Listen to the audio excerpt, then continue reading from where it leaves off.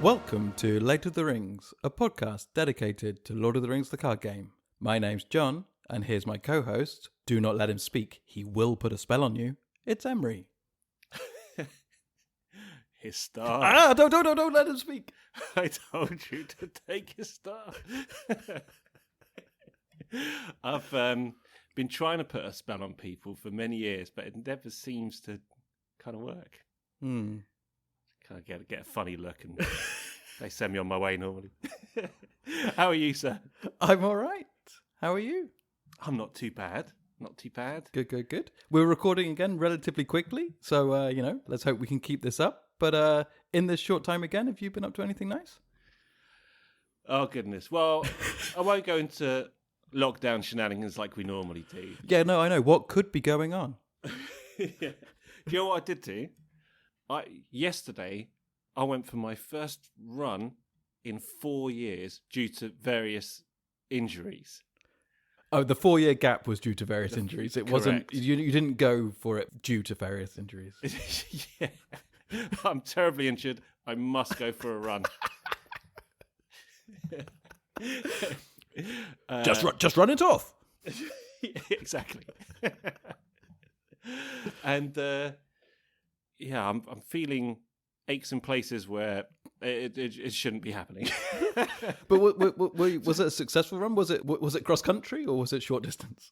It was. I ran to my local park. I thought you were about to say local pub.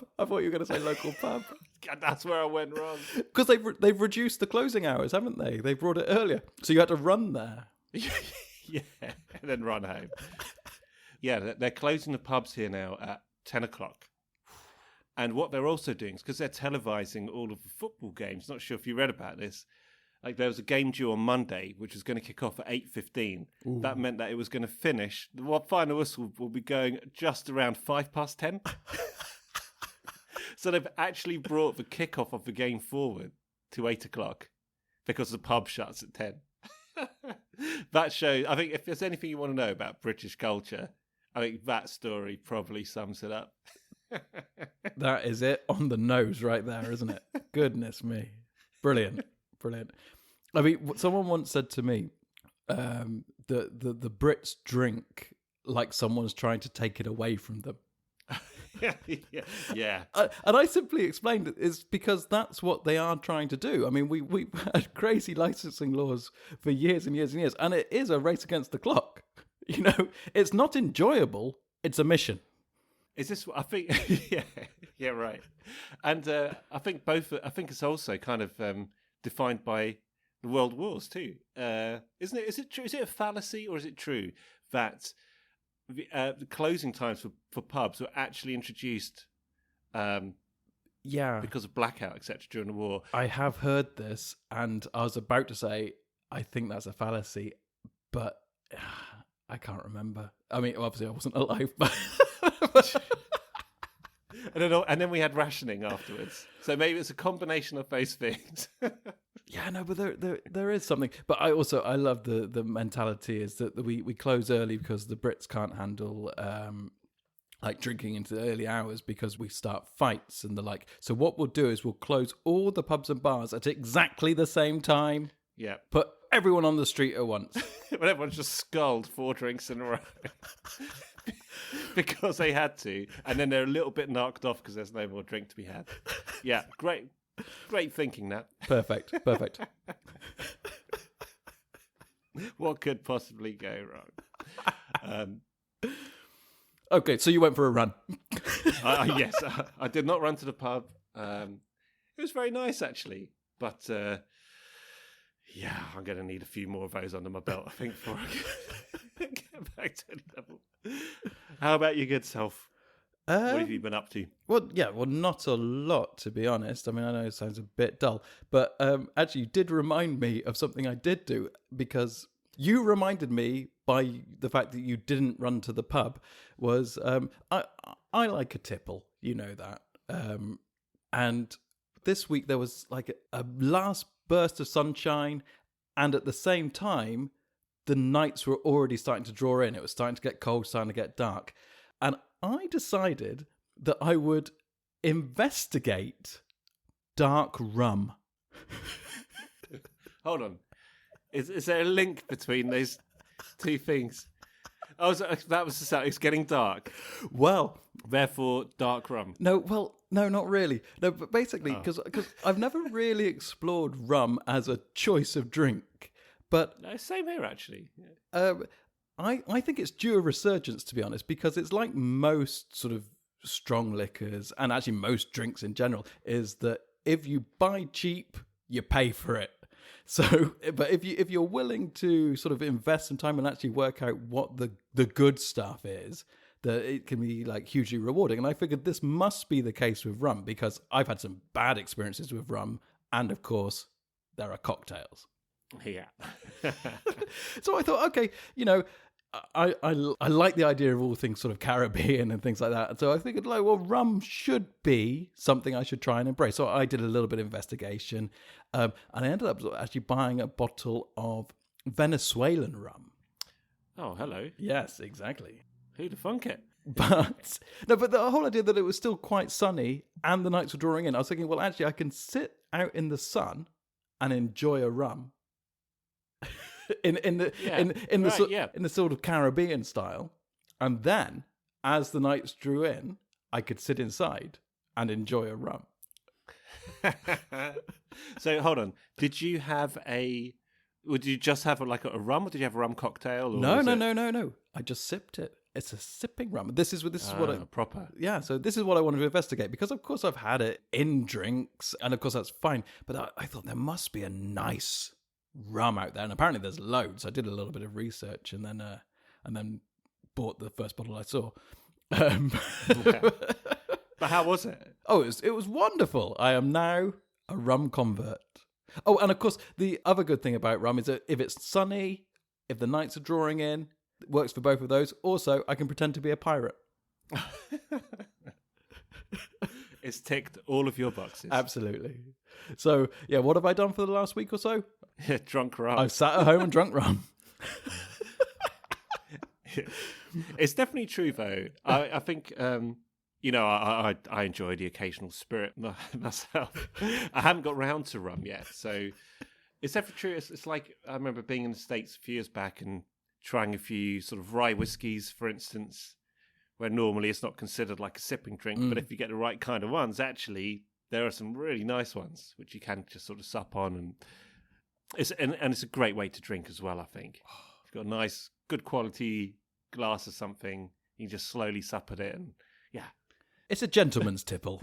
Yeah, exactly. Well, it's a nice way to while away the evening, while away your life. Okay, so inadvertently, we've both been up to drinking. In fact, you haven't at all, but I managed to turn what you've been up to into drinking. I drank some water. Yeah, I guess that has been one of the strange things about lockdown. I think sort of going out drinking is obviously a big part of socialising over here, I guess, for a lot of people. And that's barely happened, obviously, this for months. So, just trying to think of other things to do. It's really odd. Can't think of anything yet.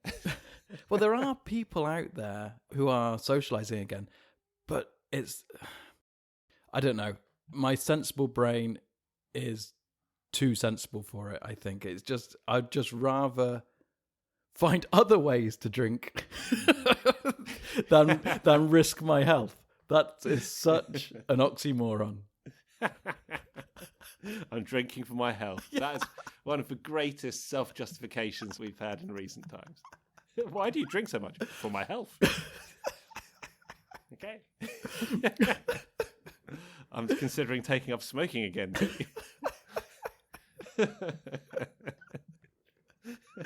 Oh dear.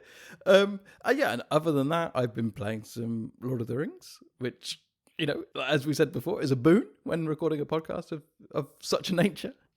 And I've been playing the quest we're going to talk about today. This episode is indeed a spoiler episode where we'll be discussing a quest in depth, and the quest we'll be discussing is the hills of Emyn Muil. Oh God, here we go. The hills of Emyn Muil. The hills. I like to call it the hills. I've struggled with. Is it the hills of Emyn? See, I don't want to say Muil because it's not a mule. And it's not Muil because there's no W. It's Muil. Muil. At the end Muil. of last episode, I think I got it pretty good, but now I've lost it. The hills of Emyn. The hills of Emyn. No, I had it right. Listener, go back to the end of last episode. Listen to how I pronounce the name of the quest. That's what we're discussing today. The hills of Emyn. The hills of Muil. We will continue to try and work out how to pronounce the name of this quest. However, if you do not want spoilers for this quest, then you're probably better off just skipping the entire episode from here on in. But if you don't mind spoilers, or indeed you have played it, then we are going to start discussing it from now. Which is the quest we're discussing, Em? The hills of Emyn. Oh, that wasn't close, bad, was it? 7 out of 10. I have with me the insert sheet. Oh yeah, the trusty insert sheet. There's not much information on this at all, actually, for this one. Do you want me to read it out? Well, if there's not much. There's not much. Okay. The hills of difficulty level 4. Okay. So what it says is, pursuing Gollum to the south, the heroes were led to the hills of Emyn. I can't believe it made me do it again right away. But that was good. That was a good one. Let me continue. But there the leads grew cold. Somewhere in this region, Gollum is hiding, and the heroes must explore carefully to regain the trail and resume pursuit. Then it just describes which cards we play it with. And that's all it says, apart from it's got a little section here which says strategy tip. Oh! Do we want to hear this now? I don't know. Let me just have a quick look. That's good radio. Just you reading to yourself. Please talk amongst yourselves. The first 5 words on the strategy tip are the name of the quest. I really don't want to go there again. But it does... you know what? No, let's come back to this because it's a bit... Well, shall I read it? It's a bit odd, actually. Let me read it. Read it out. So, read it out. Strategy tip. So, the Hills of Emyn is played with an extremely location-heavy encounter deck, and its single quest card reads, players cannot defeat the stage unless there are no Emyn locations in play, and they have collected at least 20 victory points. This means that both of these conditions must be met before the players can win the game. They must also place the single progress token on the quest card itself to do so. It's quite an over-elaborate kind of explanation there. I guess. I mean, it's a bit of a giveaway as well. I don't like the fact it says it's location heavy. I'm glad I didn't read that when I played it first. No, I agree. But then there's a second paragraph to this as well. Yeah. Which says... it says, put these cards in your deck and you can win. Yeah. And then the last line is, in fact, don't bother with this at all. Just go on to the next one. It says, this may seem to be an impossible task for some players, but the Emyn locations in the encounter deck have victory points, and this allows the players to collect these locations as they are explored. Because of this, the locations will not be going to the encounter discard pile from which they might resurface later in the game. So remember to collect the victory points, and eventually the entire Emyn region can be explored! ! And that's what it says. So I have no memory of this insert, and I'm sure I would. I mean, I should go and get my copy of it. Follow your nose. Yes. Follow your nose. I wonder if this is a new addition to, because it's awful. Yeah. That's a very strange thing to put. I mean, you don't need any of that. No. Yeah, I'm so glad I never read that before we played. But also, it's very peculiar because this quest is... Well, they rank it as a difficulty 4, and I would say it's certainly... We're going to come to this at the end, but spoilers for the end of this podcast. I think this is by far the easiest quest we've come up against yet, apart from probably the very, very first introductory quest. And it seems strange to overly elaborate on how you can beat it, and that it seems like an impossible task. That seems, because no, I mean, I don't mean like that. I should not belittling it of it being easy. It's more that we've had some really, really tough quests with no help whatsoever. Do you reckon this is your friend Jeremy again in the testing? He struggled with this one as well. He couldn't get his head around the... There's just locations. What was the one he couldn't get his head around? I can't remember what it was. Oh, no, putting the sacked cards into the... Oh, God, yeah. God, let's not go back there. Yeah, there's simultaneous equation that you had to solve to get the... Yeah. But, yeah, it's quite odd, isn't it? And, to be honest, it also takes away one of the things I just love about this quest. But we'll come on to that later. I know I always say we'll come on to things later. But just what I really like about this quest is where it sits in the cycle, actually. Yeah. But we'll come on to that. Shall I read the card? Yeah, but I'm also not a great fan of the fact that it gives away that there's only one quest card. Well, I suppose that you discover that immediately when you unpack the pack, but... Well, I'm not a fan of any of it, really. I don't like the fact that it tells you that... Well, I guess the first paragraph, it just tells you, what you see on the card. But then it seems, I don't know, it seems slightly condescending, I think, and a bit like, oh, don't fear, don't lose hope, don't forget to put the cards in your victory display, kind of thing. I think that's basically what it's saying, isn't it? But I don't want to know that it's... the bit I don't like about it is that it says it's location heavy. Don't tell me that before I've played it. No. Let me find out for myself, No, that's what I say. So apologies to any listeners who haven't played this. We put a spoiler warning on it. That's on them. That's already on them. This episode is a spoiler episode, and here's the quest, and here's how you win. It's already in the instructions. No, but it is a bit strange because actually this was one of my notes I made. I mean, I certainly didn't read this insert before I played it again.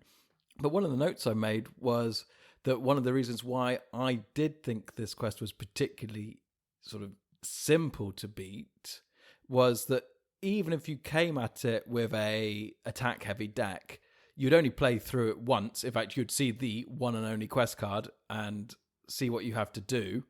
And you would soon go, oh, I can't beat it with that. And then you would build a deck immediately, which is based around questing and exploring locations. And then that's it. You've done it. I mean, sure, there's ways you can tweak around that. But that's the only time I think you'd go, oh, okay, this deck isn't going to beat this. I need to design a deck which can explore. And if you already put that in the insert... then you go, well, okay, I won't even attempt to take my deck, which just beat the previous quest, into this one. I will just build from the ground up again. Yeah, seems very peculiar to me. And also, there's like that odd challenge of quickly realising that the deck you've put together isn't ideally suited to this particular that's exactly what I mean. You got that lovely challenge, You got that. So let's see how it goes. It's great. Yeah, exactly. Yeah, I'm with you on that one for 100%. Okay, so let's put the insert to let's burn it. Yeah, it's gone. Okay, so let's jump into the quest, and we'll try and put that to one side and go into the rest of this with an open mind. Well, things improve immediately as soon as you see this card. Some lovely, lovely artwork. Wow, yes. Some. I won't dive into it. So. The first side of the card, the Hills of Emyn Muil. The hunt for Gollum has led you to the south, and you are now approaching Rauros Falls and the nearby Hills of Emyn Muil. How many times does it force you to set? I don't know, but you're getting better at it. Oh, yeah, I see. Setup. Search the encounter deck for Amon Hen and Amon Law and add them to the staging area. Then shuffle the encounter deck. So that's what it says on the first side. So Amon Hen and Amon Law. Do you want me to read those out as well? Yeah, I think so. So these would already go into the staging area, so we might as well have a little read of what they're going to do. Okay, so both locations, both unique locations. Both locations. Get out of town. Why didn't someone warn me? Yeah, exactly. This quest seems a bit location heavy already. They they both have a threat of X, where X is double the number of players in the game. Same for both of them. They both require 5 progress to complete. They both have victory points of 5 each. They both also have one more action on them. Amon Hen says, while Amon Hen is the active location, players cannot play events. And the other one, Amon Law, while Amon Law is the active location, treat all attachments as if their printed text boxes were blank. So right away you can see the challenge in those 2 particular locations. They're obviously, high value. You get both of these locations. That's 10 out of the 20 points you need for the victory points. But you need 5 to get through them. And obviously you cannot play events on one, and you have no attachments in play for the other. Yeah, but also, it's high value, but you have to get rid of them anyway, because you can't win the game unless there are no Emyn Muil locations in play. That's what it said on the insert sheet, wasn't it? So you have to explore them. I don't think it said that on the insert sheet. I think it did. I remember. Don't let him speak. But I remember that he spoke, and this is what he said. You may be right. What does it say? Yes, it does say that. Yes, it's in quotes. Yeah, players cannot defeat the stage unless there are no Emyn Muil locations in play, and they have collected at least 20 victory points. Yeah, and when I heard that, I thought that seems like an impossible task. Well, if we flip over the card to 1B, we see here that we need 1 progress, surprisingly, to complete this. And it says, I do love the artwork on this card. It says, you are certain that Gollum has fled into this area, and you must explore until you find the fresh trail. Forced, if there are no location cards in the staging area, the first treachery card revealed during the quest phase gains Surge. That's a really important rule to remember in this quest. And you have to keep remembering it as well, because once you get deep into this quest, it's very easy to let that sort of slip your mind. Correct. Absolutely, yeah. And the last line says, players cannot defeat the stage unless there are no Emyn Muil locations in play, and they have collected at least 20 victory points. If only someone had warned us. Exactly. I feel like I'm some kind of time warp here. Okay. So there you go. So it's very clear. And so, like you say, you've realised straight away that that's the only card in play. So you know what you have to do right off the bat in this quest. Yeah. We've got to get 1 progress on the quest card. But apart from that, you just got to get these locations which have victory points, get them explored, and make sure there's no Emyn Muil locations left in play. Yeah. So there's not going to be any surprises coming off of the quest cards this time. There's not going to be any nasty quest card 3 which makes you instantly lose or reset to quest card 2. We know exactly what's got to be done. In fact, we knew before we even opened the pack because it was in the insert. I'll just let it go. I'll let it go. Let it go, John. The insert sheet is no more. It's destroyed. So what you see here straight away is you realise on your first go, so you've got 2 cards in the staging area. They're both, if you're playing solo, X is double the number of players in the game. So you've got 4 points up there straight away. So pretty sharpish that you're going to have to travel, Yeah, but like I said, you know that because you have to collect the victory points anyway, and you can't have Emyn Muil locations in play, so you have to travel. You have to get rid of them. Well, I suppose you could track them away. What I meant was, you might get another location during the quest phase come off the encounter deck. But what I was really saying is, in all likelihood, you're going to have to travel to one of these locations. That means that either you can't play events if you go to Amon Hen, or your attachments basically are blank. Now, I always, and I'm not sure whether this is correct. Oh, this could be interesting. Yeah, well, my instinct was to go for the attachments one. So I thought, well, I'm not going to have any attachments at the beginning, so does it really matter? But actually, that is not a blanket rule by any way. And in fact, you can make a very strong argument for the opposite of that. Which I'm going to. Yes. Well, actually, funnily enough, when I played this last night, I ended up with Amon Hen just sitting around in the staging area right until the end.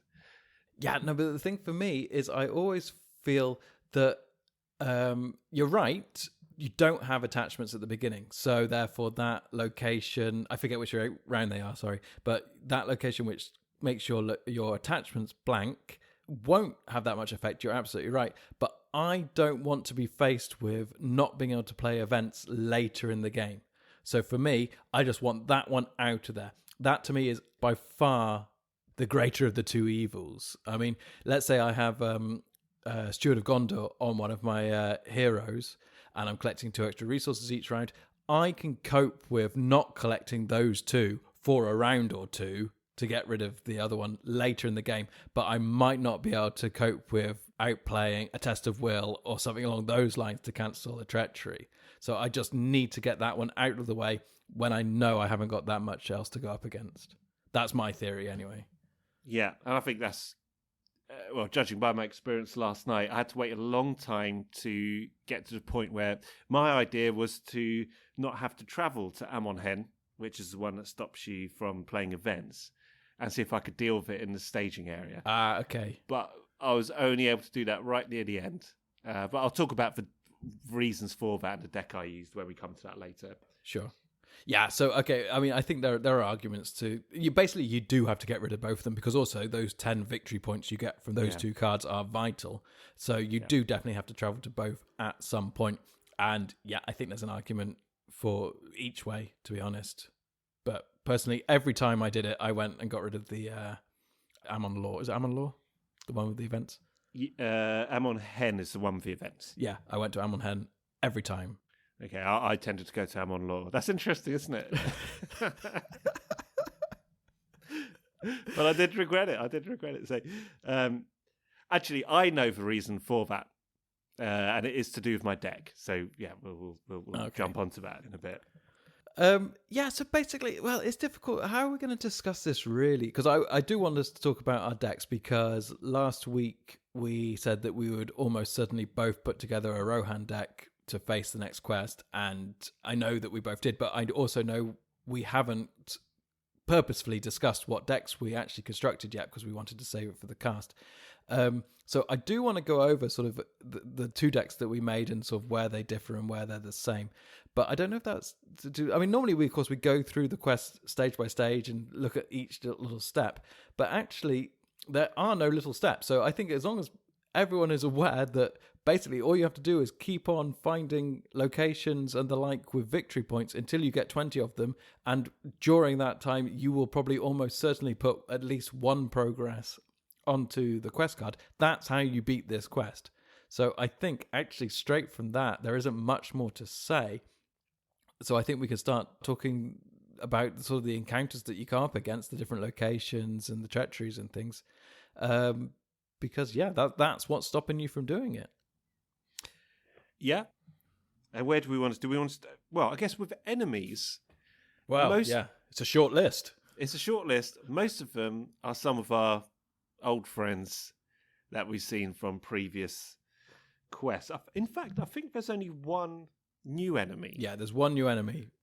So I'd only picked out 2 enemies to discuss here. Out of the 1. Out of the 1. What? Out of the 1 deck. Yeah. Okay, so let's talk about them. Well, you want to talk about an old... Oh, I know why you want to talk about an old enemy. Oh, go on. It's because it's got victory points. Correct. This really helped me yesterday, funnily enough. Well, my very first note is Chieftain Uftak is a pain to kill, but 4 victory points are very handy. Yep. There he is, Chieftain Uftak. So, if you remember Chieftain Uftak, he's from way back when in the core set. So he's a Dol Guldur orc. He's got an engagement cost of 35. He's got a threat of 2. He hits for 3. He's got 3 shield. He's a pretty tough guy. And then 6 hit points. Yeah. Nasty. But, and also, Chieftain of Attack gets +2 attack for each resource token on him. I'm sure people will remember this one. After Chieftain of Attack attacks, place 1 resource token on it. So every attack he makes, he's hitting you for 3, then 5, then 7. Yeah. You got to kill him first time. got to take him out. But he is worth 4 victory points. Yeah. So if you're struggling to get all the locations, if you draw this guy, you're better off just to, if you can, just take him out and get those 4 victory points into your victory display. Yeah, no, it's great. Like I said, it was the first note I made it because it's actually surprisingly handy. I felt like it was almost a mistake on the site on the behalf of the designers there, that they put an enemy in there which has 4 victory points in a quest which is blatantly about exploring locations with victory points. But I lapped them up. I was very grateful. Yeah. And it was, to be honest, I hadn't really noticed that until I played it yesterday, funnily enough. But it did help out a lot. So yeah, good tip, that one. Yeah, but well, it's a good tip. But let's face it, if Uftak is there, you've got to kill him anyway, because otherwise he's going to cause you a lot of grief. Yeah, it's true. Okay, and I guess the other enemy then is the only other new enemy, which was the Orc Horse Thieves. Now, these guys, their stats are particularly nasty. So they have an engagement cost of 35 as well, the same as Uftak. They contribute 3 threat. They hit for 1. They defend... Oh, hit for 1, by the way. That immediately you go, oh, okay, not so bad. They defend for 2.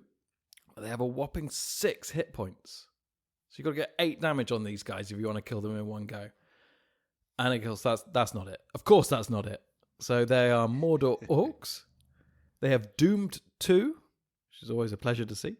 And the Orc Horse Thieves get +1 attack for each location in the staging area.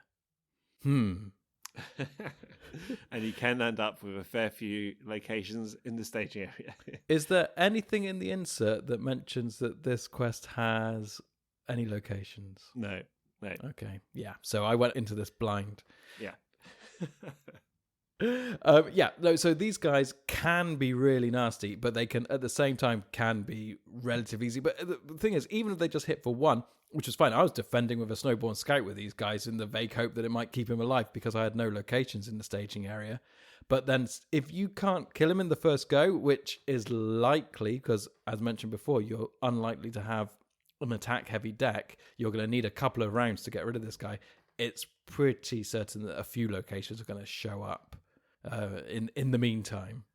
Yeah, and it's that lovely thing that this game does, which is it's that balance of, well, you can't commit as many people as you want to the quest because you want to keep them ready for to take these guys out. That means that you've got less chance of getting through a location, so more chance of another one in the staging area, and it's just that sort of reciprocal thing. Yeah, it's great. It's the only enemy which comes in the Emyn Muil deck, but it can be pretty nasty. Yeah. I'm not sure about the theme. The Orc Horse Thieves. Oh, I love it. They slow you down. This quest is all about it's a long trek. And you really get the impression of that playing this quest. Oh, no, for sure. No, but that I understand. It slows you down, but why does their attack go up when there are more locations? That's the bit I don't understand. Well, I guess it means that you've got further to explore. You're slowing down, are you? I don't know. I didn't really think about that. I've just thought the fact that they were horse thieves. Yeah, no, I love that. I mean, that's great. And you've got to have some kind of linkage between, at the end of the day, it's all about locations, isn't it? Yeah, so the locations go up. Yeah, I mean, have they taken It's more places for them to steal horses from. Yeah, well, look, okay, there's actually, okay, I think we're going to be hard pushed to find a decent theme here. But actually, I made also a note about this, and I was going to come to this later, but might as well come to it right now. I think this quest is at times amazing at conjuring up theme, but at other times very, very poor at it. And at first I made a note going, the thing about this quest, what makes it good is it's all about the theme. And then I played a bit longer and I basically crossed that out and wrote, the thing about this quest is it's not about theme. And then I played a bit more and I went, no, it's all about theme. And actually I've decided it's kind of half and half. There are some locations which conjure up the theme perfectly and some which completely baffle me. But where I think that they really, really nail the theme is in the treacheries. Now, I don't know if we want to go on to those first, or whether or not we should just hit up these locations first. Yeah. Well, we can do treachery. There's quite a few locations to go through, so and you need locations to complete it. So we can talk about treachery first, if you like. No, let's do the locations first, because I think that's the aim of the game. The aim of the game is to get through the locations, but I think the treacheries are where I think this quest really, really nails the theme, and I think it's always fun just to talk about the treacheries in the terms of how we got through it as well, because those are the things that really, really scupper our progress. Yeah. Okay, so let's look at we know we need to get these victory points, and we know that all of them are on locations apart from Chieftain Uftak. So I think we should just sort of go through and see where we can get those victory points from. Okay, so perhaps starting with the lowest victory points. So the Highlands. The lowest is the Highlands. Correct. Okay. Never forget that. It has one threat. You only need one progress to get through it. Travel. In order to travel to the Highlands, the players must reveal the top card of the encounter deck and add it to the staging area. Yeah. So straight away, so that's one more card off the deck to travel. Simple action. And not too hard to get through. Obviously, you need one progress to get through there. But it's worth one victory point, that one. Yeah. It doesn't help in your victory display that much, but it's one more point, of course, and yeah, it's not that hard to get through. Although, actually, adding one more card to the staging area, this is tricky. I mean, I tended to just, if possible, Snowborn Scout this guy away. Just when that turned up, if I had a Snowborn Scout, play it out, boom, it's gone. Don't have to worry about its threat, and that's one more victory point. But then I had this thing later on whilst playing this through a few times, and this will also come into play about the treachery cards that gained Surge, is that actually sometimes you don't mind more cards coming into the staging area because you want to see more cards with potential victory points on. So it's a little tricky. I also had a little bit of trying to work out whether or not this was easier or harder with one or two players. So last week you said you liked the fact that, I would, what was, I can't remember the expression you used, but I would basically, hope for the best and just go for it. Let luck be a lady tonight kind of thing. This was not my experience on the treachery at all. But let's talk about that when we get to the treachery. There was quite a comedy. Okay. Game which took place. It didn't last very long.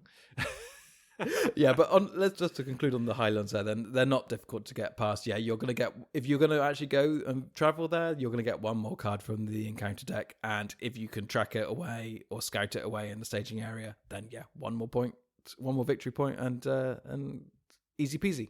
Easy peasy. The next one, and I very much like that. In fact, these locations generally have some really good artwork on them. Oh, it's beautiful. This one is terrific. This is one thing I think they do really, really nice in this particular quest is that, okay, yeah, it's a lot of exploring of locations, but the artwork really brings you into that world. I mean, you really feel like you're going through these different places, these different hills. Oh, that's it. And I say it before and I'll say it again. I'm sure this won't be the case for everybody, but yeah, just taking just some seconds each time you go to one of these locations just to look at it and just spend a couple of moments just absorbing it. It just, the amount that transports you more and more deeply into that world is so worth it in my opinion. And actually, in that respect, also take a little moment to think about the theme if it is there, because actually just taking that moment to work out why this particular location or enemy is causing this effect in a thematic way can also really enhance the game. And sometimes you might realize that it doesn't have any thematic things, but 90% of the time it will, and you'll go, oh, that's so clever, that's so nice.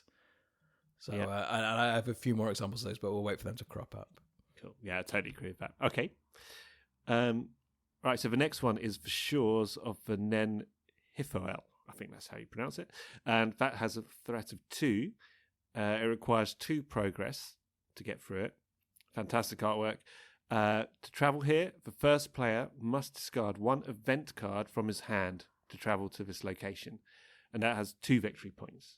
Do you know what? I never saw this card. Oh, really? I had a couple of these yesterday, which I went there twice. That's how much I liked it. Okay, so you've never been.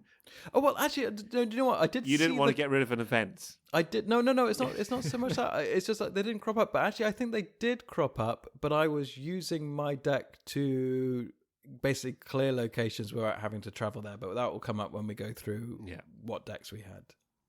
Okay. The next one is the Outer Ridge, which sounds like an American 1950s kind of science fiction show. The Outer Ridge. Yeah, or it's like, isn't that where all the sort of bounty hunter scum and everyone are in Star Wars? But that's the Outer Rim, isn't it? Oh, yeah. That's correct. Yeah. The Outer Ridge. Okay, so what does the Outer Ridge do? So this is a threat of 2 and also requires 2 progress to get through it. While the Outer Ridge is the active location, each location in the staging area gets +1 threat. So this is a good one to go to when there isn't much else around, obviously. Yeah. And that's got 2 victory points as well. Now, but you say about this is a good one to go to when there isn't much around. Now, my experience when I was playing this is that because we're only revealing like 1 card per round, and we start with those 2 locations, of course. But I was just, as soon as a location turned up, I was just going there immediately. And I managed to keep my staging area down to pretty minimal numbers. I very rarely had to choose where to go. It was just, I'm just going to the next place. Yeah, I think that's been my general experience of this as well. Yeah. Yeah, it's like you find a location and you go there. And then just taking the travel effect on the chin or finding a way to negate it if you have a player card that can do that. Yep, agreed with that. Okay, and then victory points on that one? Another 2? 2, another 2. Yeah. Yeah, see, I was always going for the big ticket items. Well, I've started low. The next one is worth 3 victory points. Oh, now you're talking my language. And this is the famous Rauros Falls. Now this has got bucket loads of theme. Yeah, this is cool, this one. So this has got a threat of 2. It requires 4 progress to get through it. Yeah, it's tough. While Rauros Falls is the active location, all characters must commit to the current quest during the quest phase. I love it. How good is that? Yeah, you can't just let a few people sit on the banks. What are those guys doing? Well, they're trying to get away from that waterfall. You've all got to get across. Yeah. It's awesome. Yeah. Now, this one can be nasty because if you get an enemy, you might have to, might be in spot bother that. Oh well, no. I'm gonna jump. Okay, you're gonna go in. All right. I've bitten my tongue so many times, but that's fine. That's fine. Jump in. You can't. You saw the Rauros Falls and you thought, I'm jumping in. No. I'll wait. No. You're just like Lois Lane in Superman 2. Do you know that's not the first time someone said that to me? I know. No, go on, jump in. Go on. No, well, while it's fresh in your mind. All I was going to say, and this will come up later, this quest, I think, is the first time we've really seen the encounter deck performing its own combos. And I think this is the designers need a round of applause here, because the way that the encounter cards work together to basically ruin your day is incredible. And I don't think we've really seen it to this level until this quest. And Rauros Falls is one of the ones which jumps out at me because, and I've got a couple of examples, but let's keep it simple whilst we go through the locations. Then we'll come back to the treacheries and our run-throughs. But for instance, Rauros Falls states that whilst it's the active location, everyone has to exhaust and commit to the quest.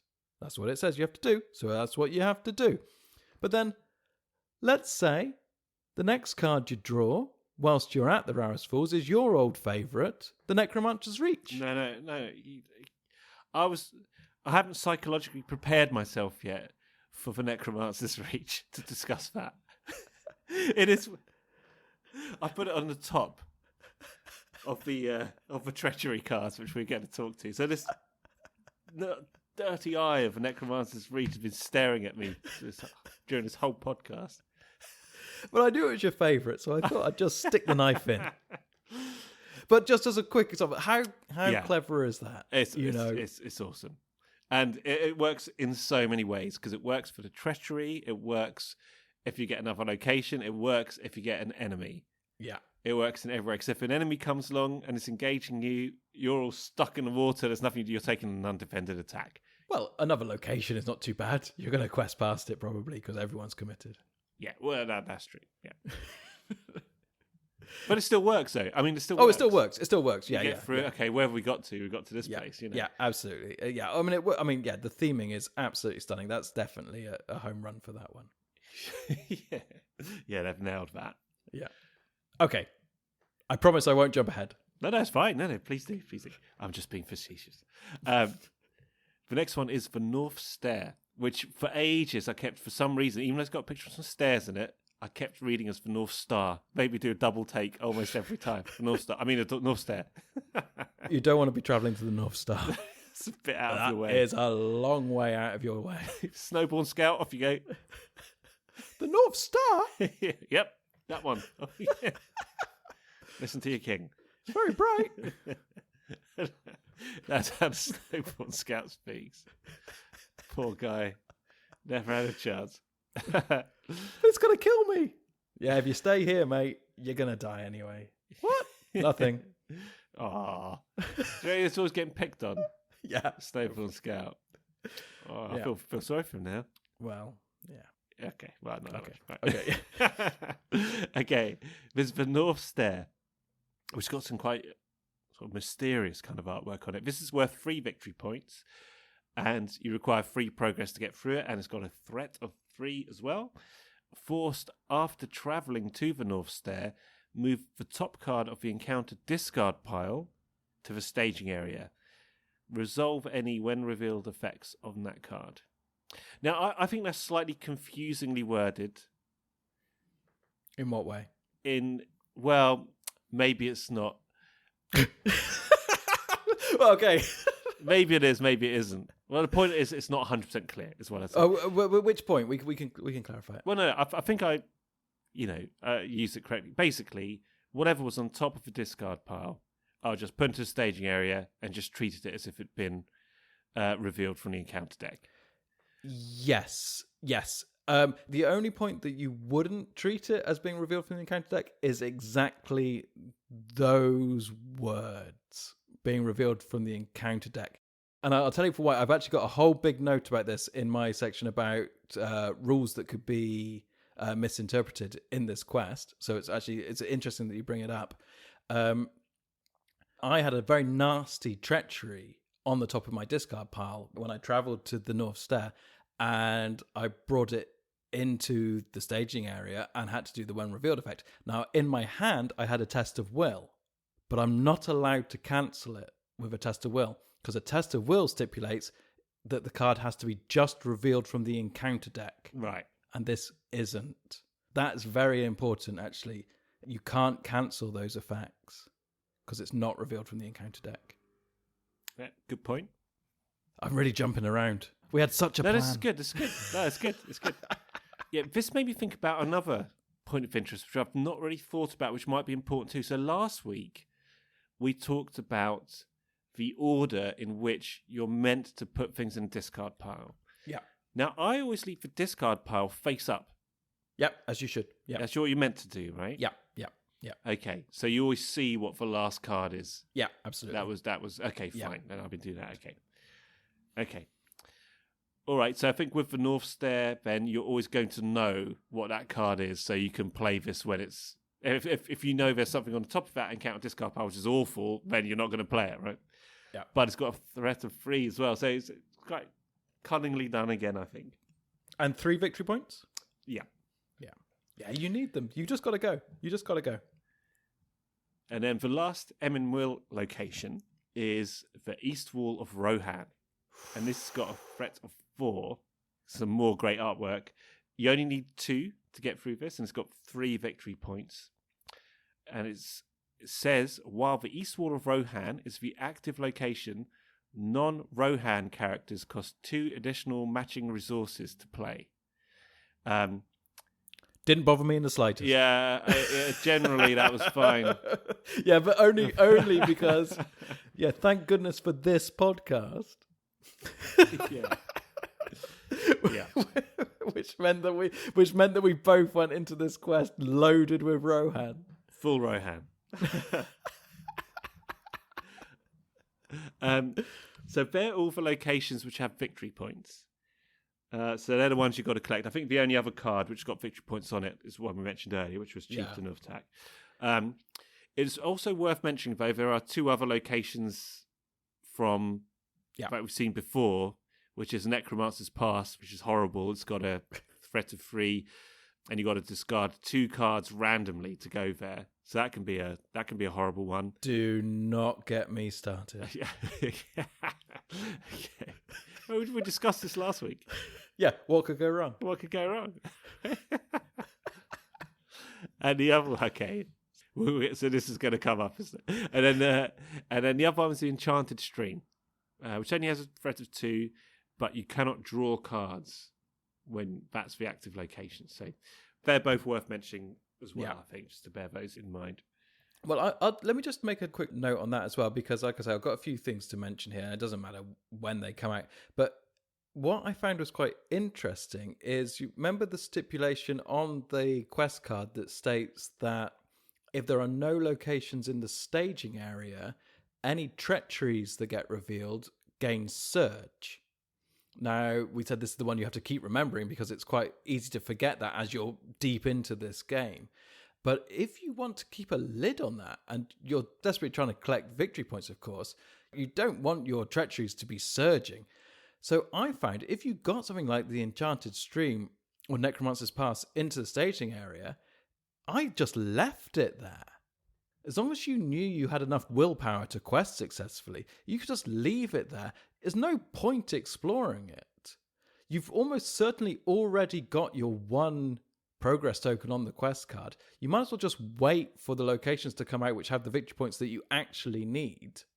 And then what happens by leaving those other locations in the staging area means that you'll never have to surge your treacheries.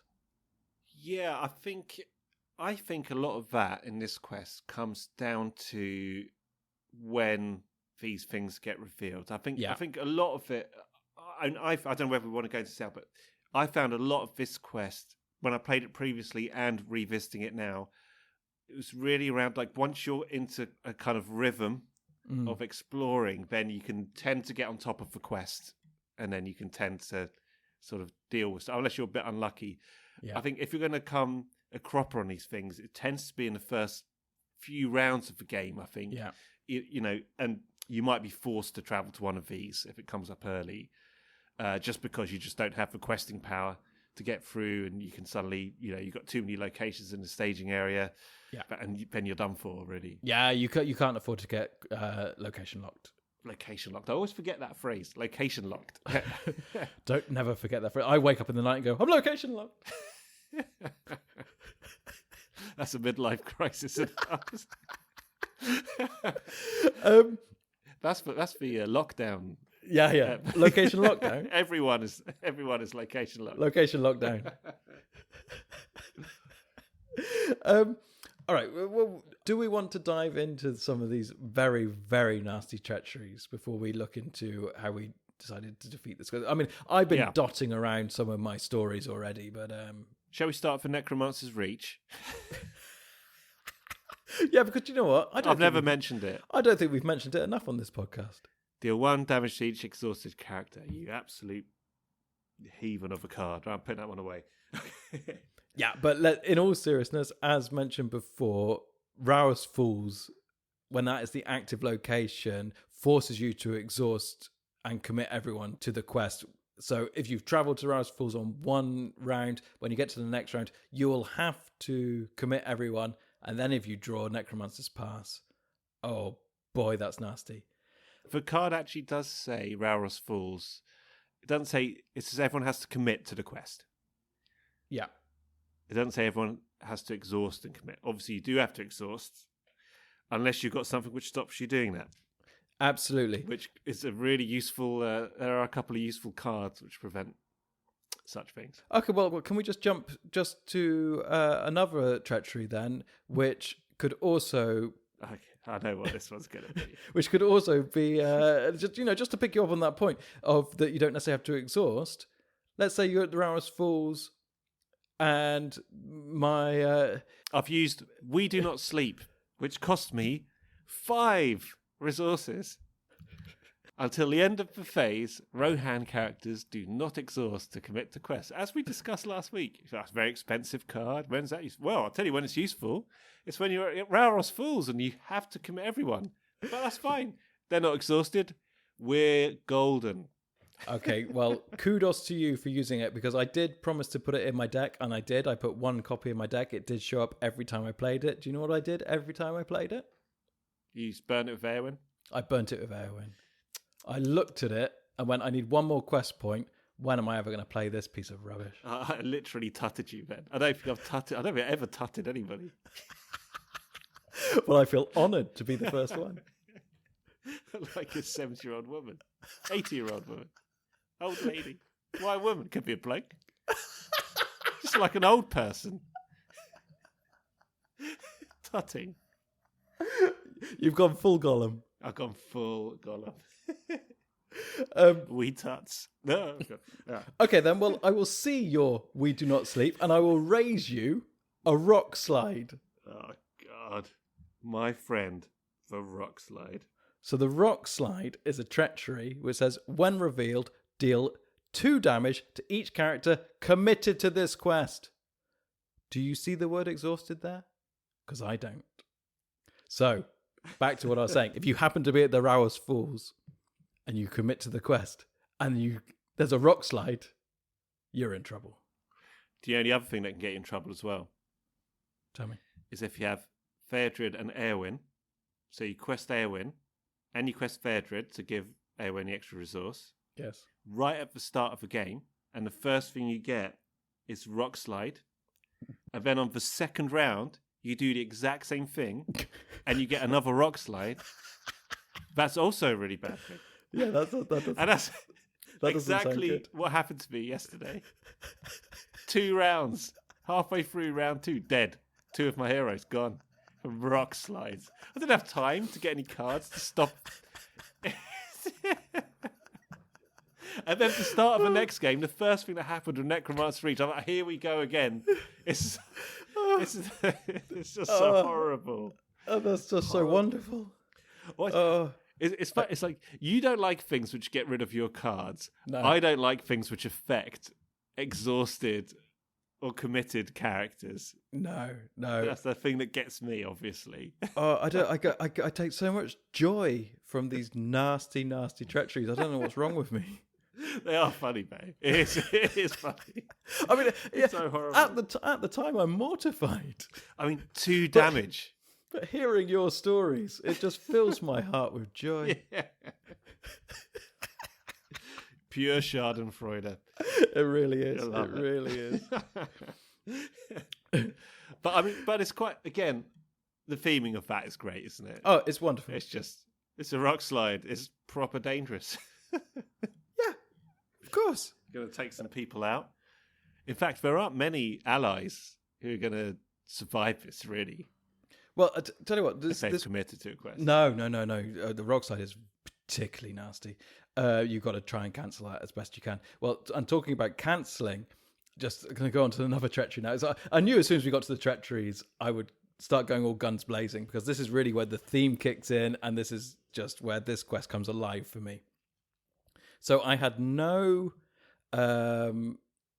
locations in the staging area. So as a reminder, the first treachery card, which is drawn, if you have no locations in the staging area, it will gain surge. So I drew an Evil Storm. It's a treachery, and it says, when revealed, deal 1 damage to each character controlled by each player with a threat of 35 or higher. And I couldn't afford to take 1 damage on each of my characters. I had a threat of 35 and higher. So luckily I had a Test of Will in my hand. So I cancelled it. But this was the first treachery to be revealed, so it gained surge. Next card out. Rock slide. 2 damage to each character committed to the quest. Just killed everybody. Ooh. Question. Sorry, I didn't spend long enough laughing at you. But that raises a question. Yes. Here we go. So, if there are no location cards in the staging area, the first treachery card revealed during the quest phase gains Surge. Correct. Does that mean that effectively that card has Surge written on it at that point? Yes. So when you cancel it, that cancels the Surge as well, doesn't it? No, because the Test of Will cancels the when revealed effect. When revealed effect. It doesn't remove the card. Yeah. Yeah, of course, because Test of Will won't cancel a Surge. It will just cancel the when revealed effect, right? Yeah. Okay. Yeah, absolutely. Okay, yeah. cool. Unlike the only thing that really sort of cancels a Surge is Tharlin. Tharlin. Good old Tharlin, yeah. If Tharlin kills an enemy as it's revealed and it has Surge on it, that enemy doesn't hit the staging area, so therefore Surge doesn't trigger. Whilst we're going over sort of weird rules, I'll jump to this now because this one I really had to delve deep into, so it's probably worth mentioning. And we won't dwell on it for long. People just kind of have to take my word for it that I've done the legwork for them. Actually, we kind of need to go to the card first, actually. So there is another treachery called Impassable Chasm. And that says, when revealed, if there is an active location, remove all progress tokens from that location and return it to the staging area. Okay, we can discuss that as a treachery in a moment if you want to. But the important bit for this rule is the next bit. If no location is moved by this effect, this card gains Surge. Now, what happened to me was there was no active location and there were no locations in the staging area. So I revealed this treachery, and that whole first section just didn't happen because there was no active location. But the second part does happen. If no location is moved by this effect, this card gains Surge. Okay, so I had to Surge. But it was also the first treachery card revealed from the encounter deck. Double Surge. So, does the Surge stack? No. And no, the answer is yes. I'm afraid the answer is yes. It was answered by Nate French, who was the original designer of this game, way back in 2012 or 2013. And the short answer is yes, it does Surge. If there's any incidence of a card text being altered, and in this respect it's gaining the word Surge, that will happen no matter how many times it has happened to it. So it becomes like Surge 2. It becomes like Surge 2. Now, if you just bear with me, I tried to look... What was I thinking? I thought, no, it would be the best case scenario. Absolutely, yeah. How naive.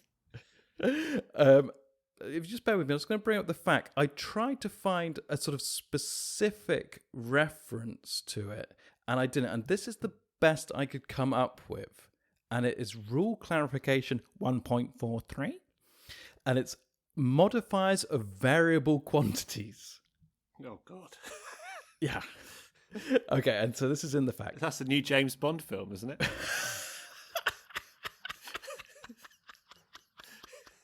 Oh, that's tickled me. I like that one. Okay. Rule Clarification 1.43. Modifiers of variable quantities.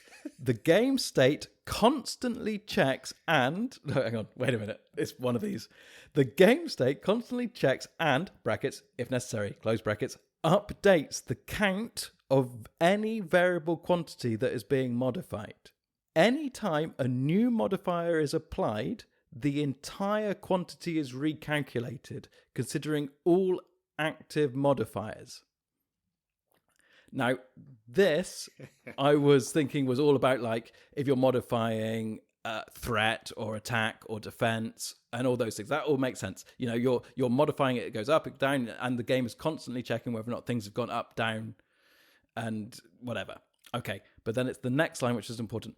A quantity cannot be reduced below 0. A card cannot have negative cost, stats, keywords, etc. Now, the fact that it mentions keywords in this sentence about it can't be negative means that it must count keywords in that initial paragraph as well. So, like I say, it doesn't really matter. It's the closest thing I got to in the rule clarifications relating to this. Basically, all that matters is that Nate French did say, yes, it does stack, and that's all you should be aware of, that if you get surged twice, you get surged twice.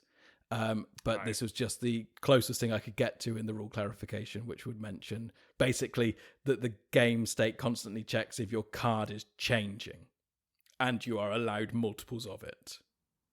Right.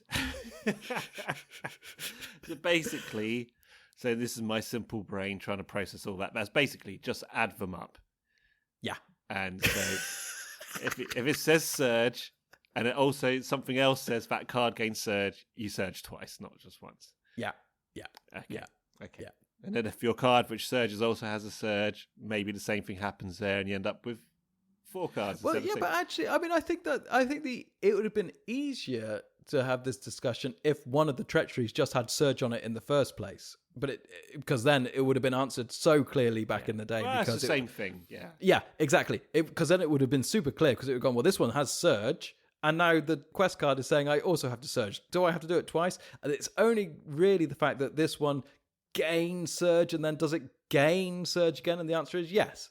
Because actually it wouldn't really be a question if it already had surge just written on it. It would just surge twice. Yeah. I guess it's because for surge, we never see it written like surge 2 or surge 3 like we do with Doom or something like that. I think it's just, if you did see it written like that, I think it would just be obvious, wouldn't it? So I think maybe that's a way to think about it. Just Yeah. It just feels a bit abstract because you have to gain surge and then gain surge. Yeah. So yeah, but it just is what it is, and it was just an interesting one that cropped up. So sorry for making it more confusing. I think that's clear. It was clear until I delved into the official rule clarification, which has the word clarification in. Luckily, it didn't mention it in the inserts sheet. And poor Jeremy would be in all kinds of trouble. Oh, no. There is one other treachery. Oh, really? Have we gone? Go on. Go ahead. There's one more, which is called slick footing, which is a hazard. Actually, impassable chasm is also a hazard, as is rock slide. These are all hazard cards. So an impassable chasm, by the way, why would you even attempt it? The clue is in the name. It's impassable. It's not maybe passable, is it? Yeah, well, you have to. I mean, you have to go a complete different route. That's the theme of that, isn't it? It's return to the staging area. It's like you're right. It's not location. It's a treachery. It's an impassable chasm. Go the other way. Yeah, and you've lost your progress that you made. You've got to go back and go somewhere else. You're absolutely right. The theme is absolutely perfect. It's impassable. You've lost your progress. Go the other way. Yeah. So go on. Sorry, I interrupted you. What was the last one? The last one is slick footing, which is a hazard, and it has a when revealed effect. Remove 1 progress token from each location in play. Then discard the top card of each player's deck for each progress token removed by this effect. So you can get lucky with this one. You might not happen to have any progress, but you could be in that situation where if you're doing things like using trackers or what have you, you could end up with 3 or 4 locations losing all of their progress. So and then on top of that, you lose those cards as well. Yeah. For each progress token. Yeah. You could lose a lot. You could lose 10 cards on that treachery. Yeah, I actually got very lucky with this. It only once made me lose a progress token, and it was only 1 progress token, so therefore only 1 card. And all the other times, it happened just by chance to crop up when I had no progress on any locations. So, bully for me. It turned out nice again. Just a lovely day in Emyn Muil. Yeah, so like I said a bit earlier, I know this has been a bit of a scattergun approach to how we've discussed this quest, but like I said earlier, this quest really comes alive with the treacheries for me. The locations are great, and they are, of course, what you are exploring, but for the sort of theme and the idea of why this is difficult is all brought to life for me personally by the treacheries that happen whilst you're treading through these hills. Yeah, I love the whole feel to this quest. I mean, do we want to talk about our kind of decks and what we did to defeat it first, or before we? Yeah, let's do that before we talk about our overall impressions. Sure. So last time we said that we'd both put together Rohan decks. Indeed, we did. And I put together a Rohan deck. As did I. And I used probably the same three heroes. I think they were the only available Rohan heroes, which are Dunhir, Eowyn, and Fairdred. Oh, no. No. Oh, goodness. Who's the other one? I knew I'd take you by surprise straight off the bat. I did make a Rohan deck, but I kicked Fairdred to the side. Who came in his stead? Well, I figured it had to be a man on a horse, because otherwise it makes no sense. Otherwise he'd be just running behind everybody else. So I brought Prince Imrahil in. He's Gondor. He is, but he could still be in my deck. It was still a Rohan deck. It was chock-a-block. Yeah, well, you have not kept the purity of the bloodline. Yeah, but do you know what I have kept? I have kept... Well, not your honour. I have kept... And not your word, either. You haven't kept a lot. What did you keep, John? I have kept Prince Imrahil's response, which is after a character leaves play, ready Prince Imrahil. And what's that got to do with Rohan? They leave all the time.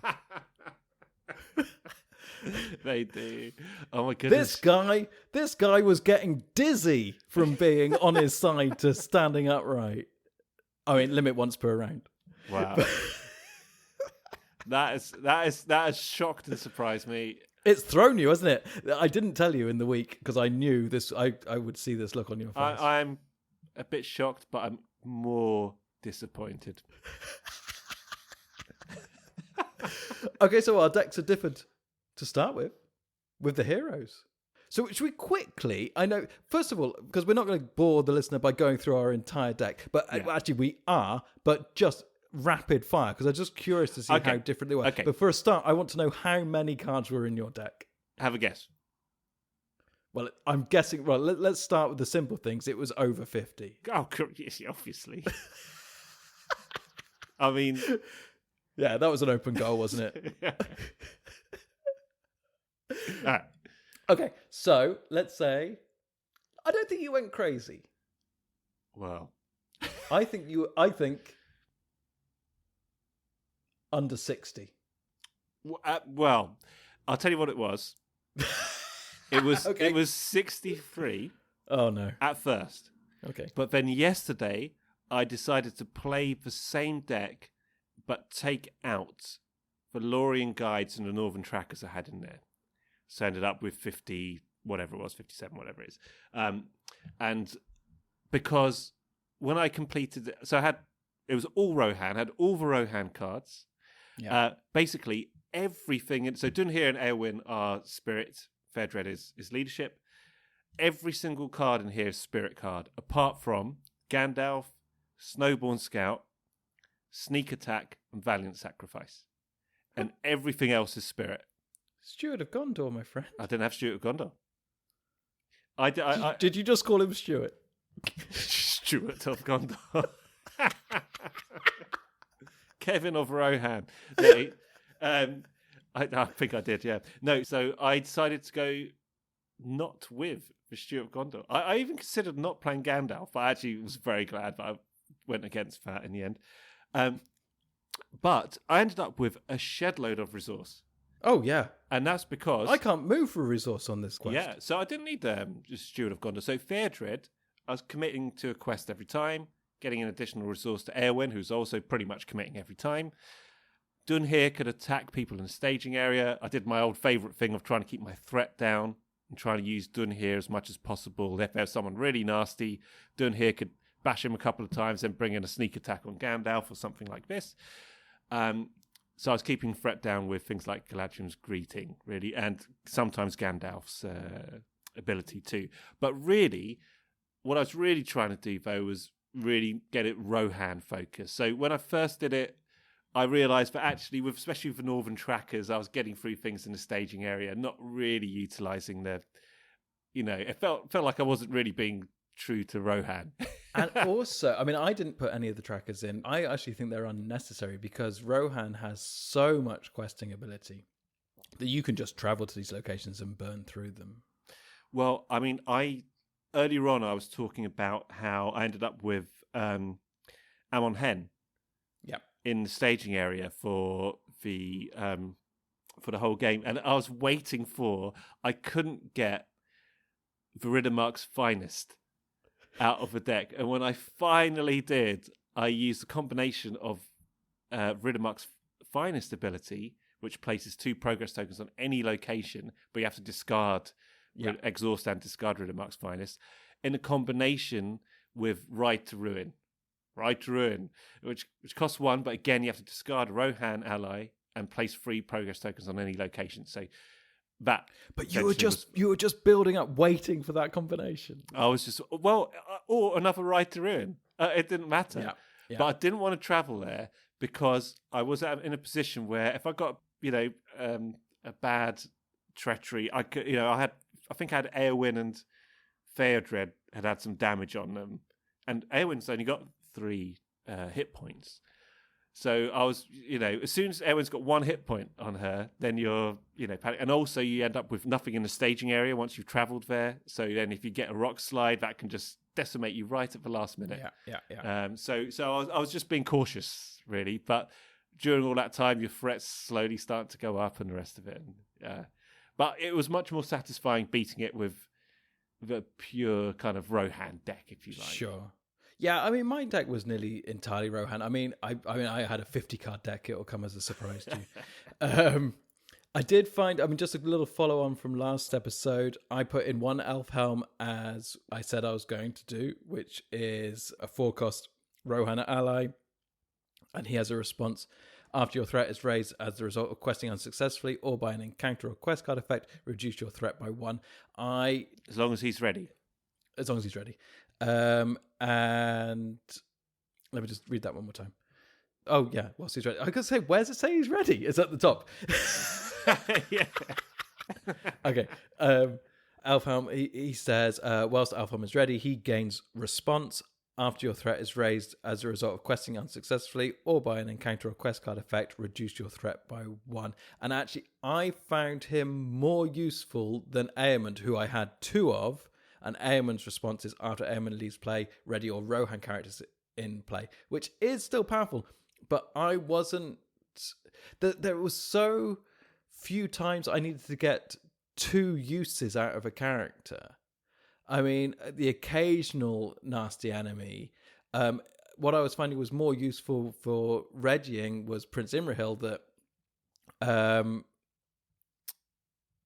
what I was doing, I would with Imrahil, I would play out the Riddermark's Finest, like you say, so they have the ability to either quest for 2, I think, just on their own anyway, or you can exhaust and discard them to put 2 quest tokens on any location. Is that right? They quest for... Yeah, I think that's right, but they quest for 1, not 2. Oh, they quest for 1. That's right. They quest for 1, or you can exhaust and discard it and put 2 progress tokens on any location. That's so it. Very powerful. They're you can just keep them there as a little extra willpower, or like you say, you could just sort of clear a location in the staging area if you like by just discarding them. So I would play them out and not do anything with them. And then I would quest with Eleanor and Imrahil. So I'd be questing for 6. Eowyn. Sorry.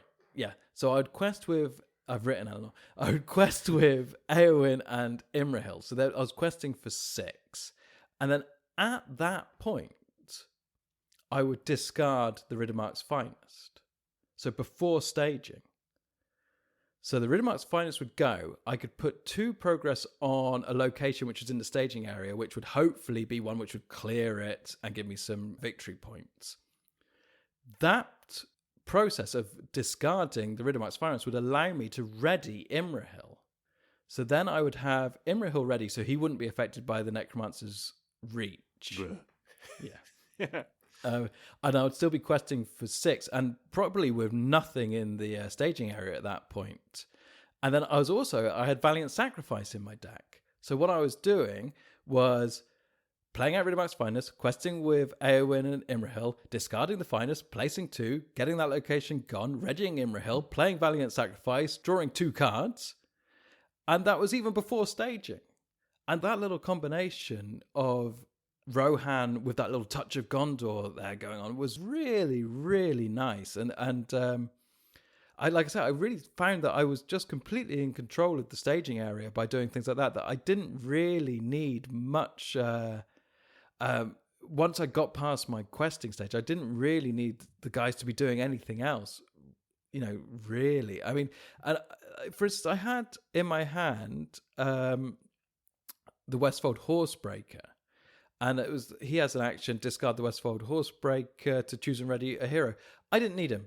I know we said we'd just play all the Rohan characters. I just didn't need him because I was getting everyone I needed ready by playing the Riddermark's finest and then readying Imrahil if I needed to fight. But I tell you who was brilliant, as we suspected, and that was the West Road Traveller. Cost of 2, quest for 2, which is great on its own. Only 1 hit point, so it's going to be killed by the Necromancer's Reach. Yeah.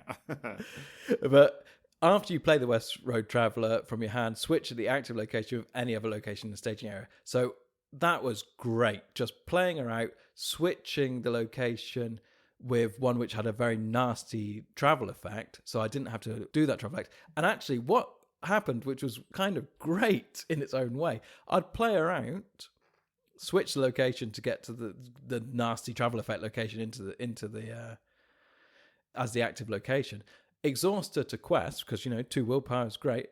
I would get 9 times out of 10 a nasty treachery which would kill her. She would go, I would ready Imrahil again. Blimey. Play Valiant Sacrifice, 2 more cards. So you're gleefully sacrificing this poor lady for West Road Traveller so you can get 2 cards. Well, I wasn't doing it on purpose. And you're happy and pleased with this. I was very pleased when it happened, but I didn't do it on purpose, I said, as they dragged me away.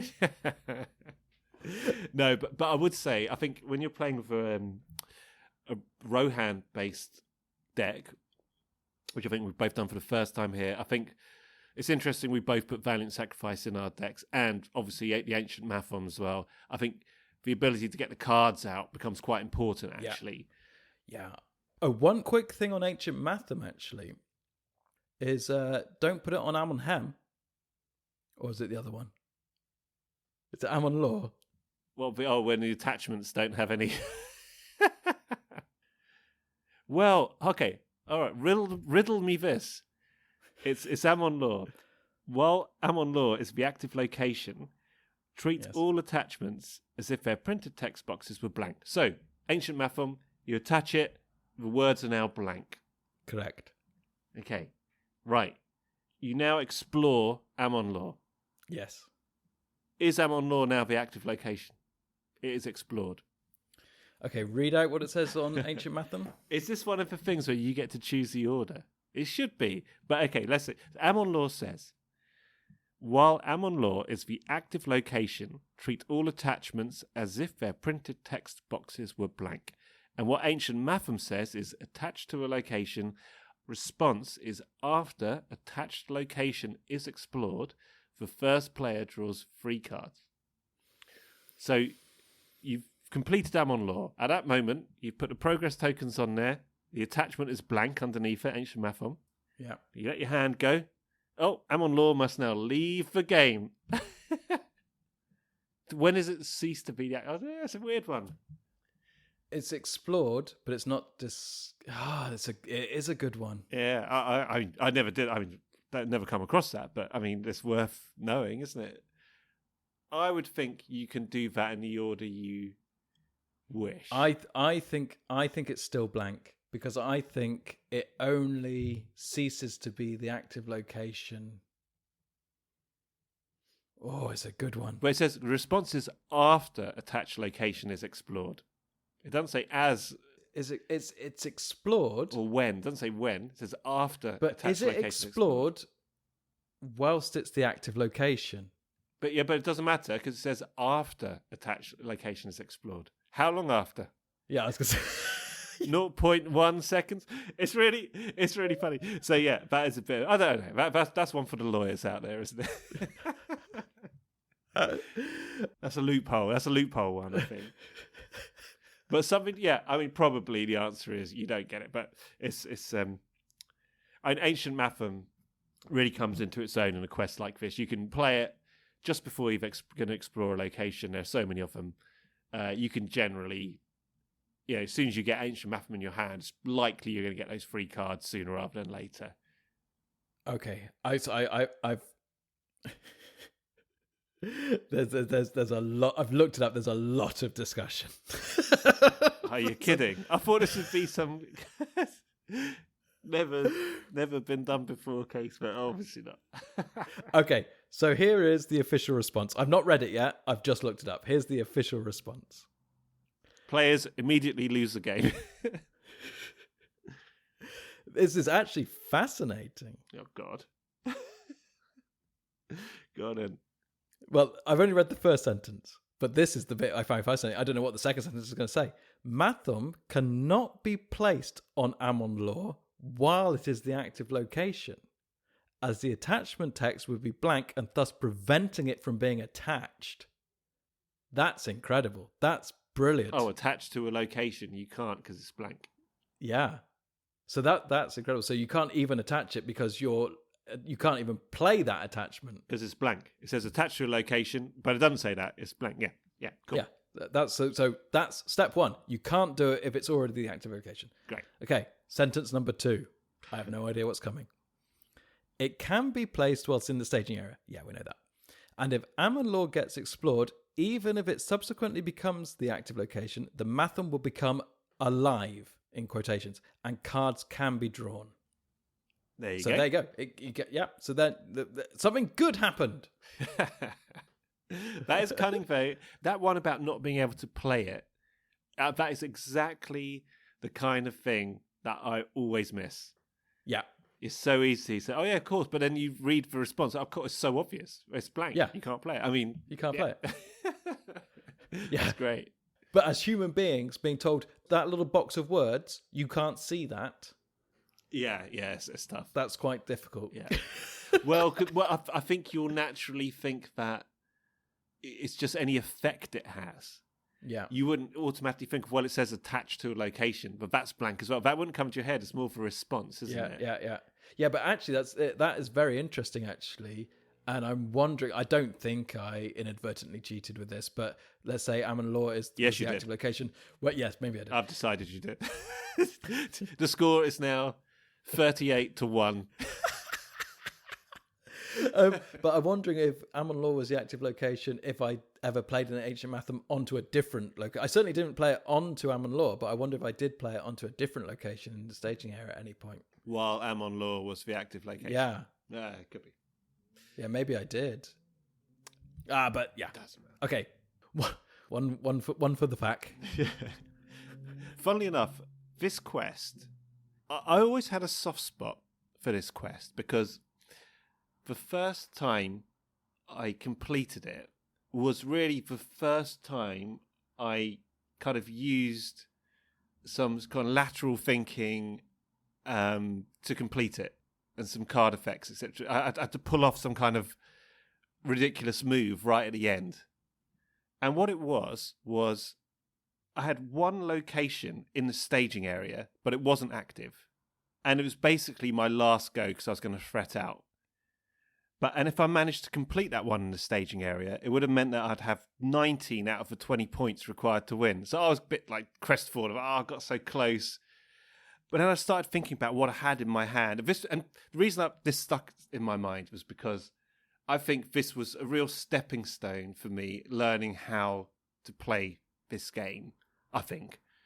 So what I had a Dwarven tomb. So I brought out an ancient Maven and played that on the one in the staging area. And I knew that with my trackers, which I had, I could complete that when I committed them to the quest. Nice. So I did that. And then I thought, and the reason I played the Matham on it was because my only chance of winning was because I thought it through and thought, well, if I have to complete that with my trackers. But then if I get another location off the encounter deck, which is worth, it's going to be worth at least one victory point. Yeah. Then I have to complete that one as well. But how can I complete it?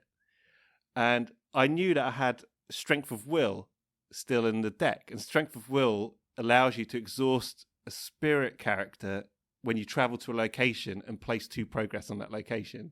Yeah. And it was a bit lucky as well. But I got the Strength of Will. I got the location off the deck, and I travelled there. I think I needed 2 to complete it, and I managed to do it. So literally, I'd had 49 threat as well. So and that was months ago, But that always stuck in my head that it happened on this quest, and that was the first time I'd pulled off a move like that. Well, when you had to think through what all the possibilities were, and then give it a go, and 9 times out of 10 that wouldn't come off, right? Yeah. Yeah, but it's such a sweet feeling. Oh, it was the best. That's why I haven't forgotten it, and I remember thinking at the time, it was only through practice of playing the game and really starting to understand it that kind of thing then suddenly starts popping into your head. Whereas, in previous weeks before that, I wouldn't have had a clue. I probably would have given up at that point or just played it through and lost, Yeah. Yeah, no, that sounds great. I mean, it is moments like that which do take hold of not just your head about how you're working out, but your heart, because it's such an emotive feeling to beat a quest like that. And when you're sort of sucked into the game is why I think this game takes hold of you so much. And then it's like when you get that sort of almost eureka moment, that you're in trouble. You're going to find every AP that's ever been released for this. Yeah, if it kills you. That was it. I think that was it. So that's exactly it, and that's why this quest will always have a bit of a special place. Because I'm guessing this quest is one that probably, there's hardly any combat. No, and there is some. I would suspect that it's one that a certain percentage of people probably a bit like, not bothered about this quest too much. No, that's interesting because when it first got released, and I only know this in hindsight from because I read everything and listen to old podcast things. I know this from hindsight. When it first got released, it was definitely, I wouldn't say it was shunned, but it was definitely a disappointment. It was like, oh, this quest is we're just looking in some hills for Gollum, and nothing really happened. And I definitely think there was quite a lot of negativity, as in this is definitely classed as the worst quest in this first cycle, or at least at least the least exciting. And for me, I don't have that because I do think it's beautifully thematic and I do enjoy going through it. I have 2 points on it. One, I find it, like I said at the beginning of this podcast, I find it pretty easy to beat, especially after having some really, really tough quests. And then I have to try and put this into context, is if I was there in 2012 or 2013, whenever it was this one came out, and these APs were only coming out once a month, once every 2 months, and we're right at the beginning of the game, and you had waited for the next quest, and it was this one, and you could just basically kind of sail through it, and then nothing really happened, I can understand why there might be animosity towards it at that time.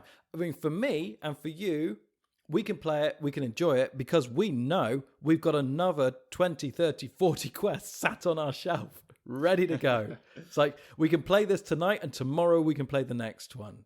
Or we can play this a few times, and tomorrow we can play the next, So I can imagine why this felt a little bit underwhelming. But I think in hindsight, it's actually it's a small quest. It's an understated quest. But it is beautiful, I think. Yeah, I totally agree. And I think it's different to the other ones. And the other thing I really liked about it, so and maybe this goes, I think this does feed into what you're saying about having all the quests available from a cycle, or that I quite get into the cycle. Once I'm into a particular cycle, I like to sort of get through them because I quite enjoy the overarching story. Then I can kind of stop at the end and go back and redo stuff. And obviously I wasn't passing the quests first time or whatever, but I was generally playing them kind of back to back, so I was following the story.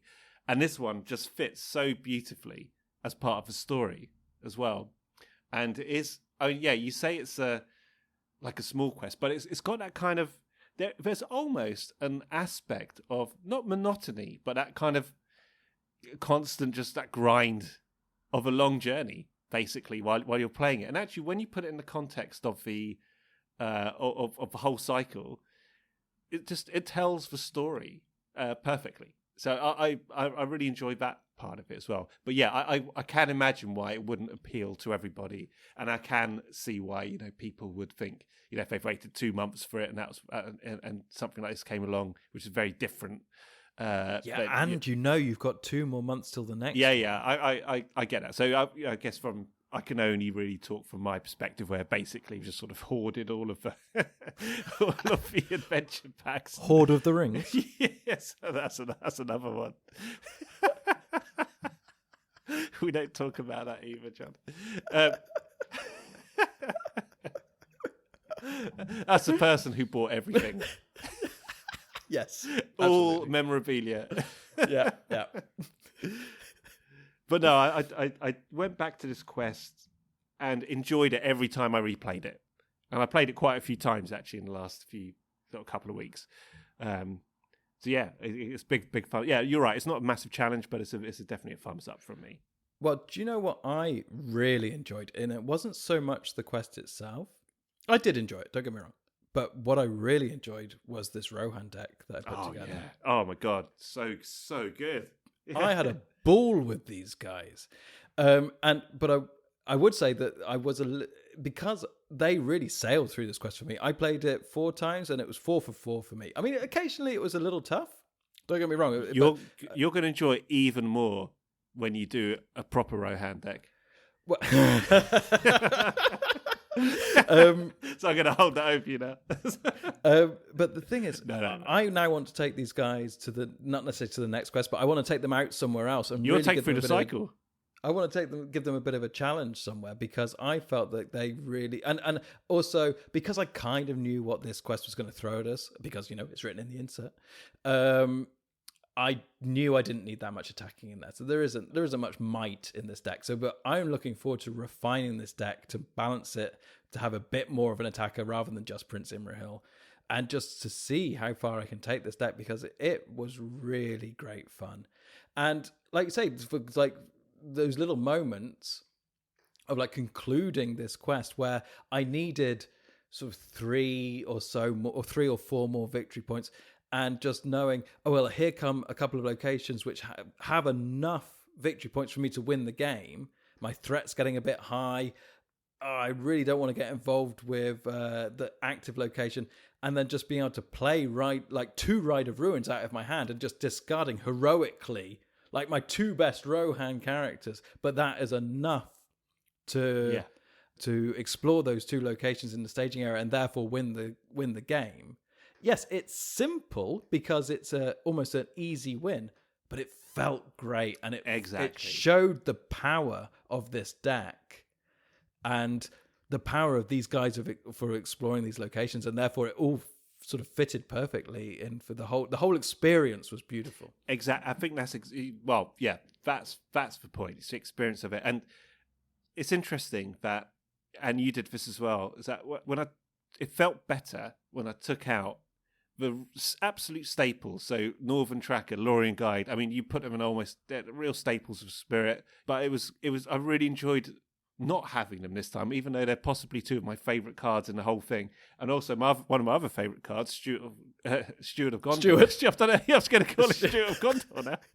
Steward of Gondor. Yeah, Steward of Gondor, yep. I think this is the first time I've played a leadership hero and not put in the Steward of Gondor. And I didn't miss it. It was great. I just loved playing with the cards that were there. I love the fact that you decided to take out Steward of Gondor, yet you still weren't down. You know, when I'm trying to get down to 50 cards, I'm going, well, I can't get rid of Steward of Gondor, so what should I get rid of? Yet you still managed to have like 57 cards. No Steward of Gondor. What did you have in there? Well, just random lore cards. Okay. Well, what I had was I put in 3 of every Rohan card. Oh, that's a mistake for a start. I had 3 Gandalfs and... there's no point having 3 of every Rohan card if you're going to have Mustering of the Rohirrim in there. Because Mustering of the Rohirrim allows you to look through the first top 10 cards of your deck and choose a Rohan ally and put it in. So you could just play that out and just find the cards you need. But no, because Elfhelm, I sacrificed Elfhelm, and on the next go I played Elfhelm. And that felt really good as well. Yeah, that's nice. That's nice. So the ones I did have Hasty Stroke. I probably could have got away without having Hasty Stroke, to be honest. Yeah, I agree. I had 3 Hasty Strokes and didn't play it once. You know, I think I did play it literally once, but you know, I probably could have got away with not having that. I did have Test of Will too, but you know, you always want to have a Test of Will. Oh no, yeah. If you're not playing Test of Will, then you're not playing this game correctly. And then, yeah, I think and I think the only other 2 apart from Matham, of course, but that was in the cycle. I think the only other 2 non-Rohan cards I had were the Galadriel's Greeting. Yeah, I didn't bother, but you know, Threat doesn't bother me. and Unexpected Courage, which, to be honest, I probably could have got away with not having that either, to be honest. I ditched Unexpected Courage, which is close to a Test of Will as an always have. And I ditched it because I had Imrahil and Westfold Horsebreaker. So I decided to keep Westfold Horsebreaker to keep the Rohan theme. I didn't use him either. Yeah. So I'll just quickly, I mean, we're going to wrap this up in a second, but just quickly, just to rattle through if there's any sort of, I mean, I only put 1 Elfhelm in, only put 1 Emyn in. Yeah, I had pretty much 3 of all the other allies. I had 2 I Am Nora Strangers, but I put 1 on Imrahil. Didn't do anything with it. I put 1 on Gandalf. Oh, and did it work out? To do We Do Not Sleep. And nice. It was great. It did work out. That was a round that won me the game last night. I had 1 Astonishing Speed because I think it's too expensive. I don't think I ever used it. I thought Mustering of the Rohirrim was fantastic. 3 of them. I had 3 Ride to Ruins. I thought that was fantastic. I had 3 Valiant Sacrifices. That was perfect. I had 1 We Do Not Sleep. That went to Eowyn every single time. And I had 3 Sneak Attacks and 3 Gandalfs. And you know what I'm going to say, don't you? Go on. So, you remember when I said that it's quite handy to keep a location in the staging area which doesn't have victory points because then your treacheries don't gain surge? So I kept Necromancer's Pass there because I'm not going to travel there because it forces you to discard 2 cards at random. I mentioned this a mere hour ago. And then eventually I had 9 cards in my hand and I thought, well, do you know what? Actually, it's probably best just to get it out. Just get rid of it, you know, just in case I don't want to get into a situation where I'm location locked and I'm really going to kick myself. So I travelled there, discarded 2 cards from my hand at random, Sneak Attack, Gandalf. You can't make this up. It's not random, though. Because once it says that, it's impossible. You can't do it random because it is going to be Sneak Attack and Gandalf. There is only one Lord of the Rings, and he does not share power. And that guy just Oh. That is vicious. It happens every time. It's amazing, isn't it? It will be the worst possible cards to go. It's unbelievable. And listener John actually did send me the photo of that in disgust. It shouldn't be possible. Anyway, okay. I'm not. The only time I'll mention it again is if it does happen again. So I'll be mentioning it every week. We'll have a section for it in the shows. So there you go. Oh dear. Okay. Yeah. Okay. Rant over there. Well, yeah. I mean, yeah. In summary, like, I don't think there's much more to say. I mean, I really do enjoy it based on the experience it gives me. I do understand people that have a sort of a less enthusiastic feeling towards this quest, but sure, I get it. And there are quests that I prefer over others, for sure there are. And it's there's no right or wrong answer. You're allowed to not like a quest. But for me, I really had a good time in it. Yeah, same here. Yeah, very much enjoyed it. Okay, well, I'm exhausted. This is going to be our short podcast, I believe. Of course it was, because there's only one quest card. How long could it be? Yeah. We didn't even go off on tangents. No, it's very, very, interesting. very, very, very upsetting. No, but unless you have anything else you want to add, I think we can pretty much wrap this up. No, I think that's covered everything. Okay, that's great. Well, all that leaves me to say then is there are a few ways to get in touch with us if you wish to. We have our Twitter feed, which is @LateOfTheRings. You can get in touch with us directly via email on lateoftherings@gmail.com. And there is the Late of the Rings thread on Board Game Geek, which, as ever, there will be a link to in the show notes. So, next week, we'll be back to the player cards. I'm not sure which sphere we're doing yet, but it will be either law or leadership. But we hope you can join us. And so all it leaves me to say is, once again, thanks for listening, and take care out there. Goodbye. Bye.